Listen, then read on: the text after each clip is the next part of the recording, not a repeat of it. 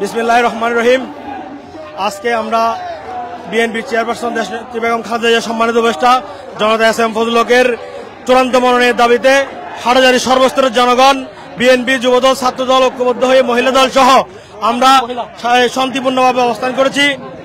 আমরা বিভিন্ন ইউনিয়ন থেকে আগত যুবদল, ছাত্রদলের নেতৃবৃন্দকে নিয়ে প্রথমে শান্তিপূর্ণভাবে আমরা বিক্ষোভ করেছি এবং আগামী দিনে বিএনপি যে চূড়ান্ত মনোনয়ন দিবে এই চূড়ান্ত মনোনয়নে আমরা হাটহাজারীর বিগত আন্দোলন সংগ্রামে স্বৈরাচার বিরোধী আন্দোলনে যিনি নেতৃত্ব দিয়েছেন হাটহাজারী বিএনপির অভিভাবক জনতা এস.এম. ফজলুল হকের যে চূড়ান্ত মনোনয়ন, এই চূড়ান্ত মনোনয়ন প্রত্যাশা করছি এবং আমরা আরো আশা করছি হাটহাজারীতে যে শান্তির যে বার্তা নিয়ে এস.এম. ফজলুল হক এসেছেন, আগামীতে এই হাটহাজারী শান্তিপ্রিয় থাকবে।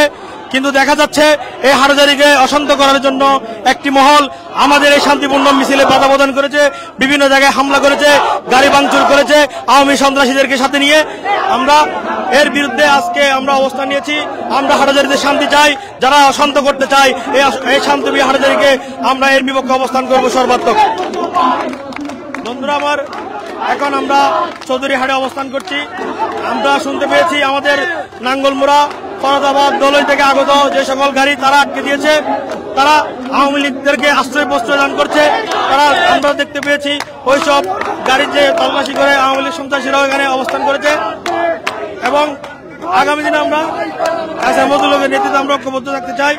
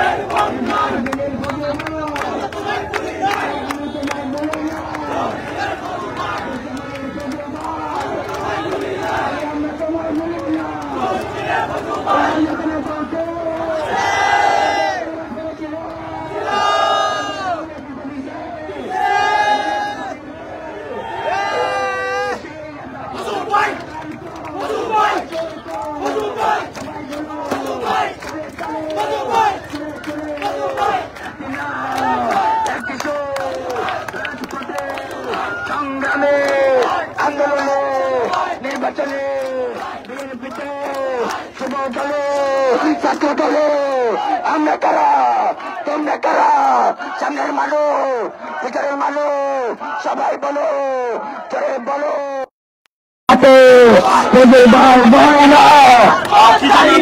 রাজপথ ছাড়ে না, চলো আমরা আছি তোমার সাথে।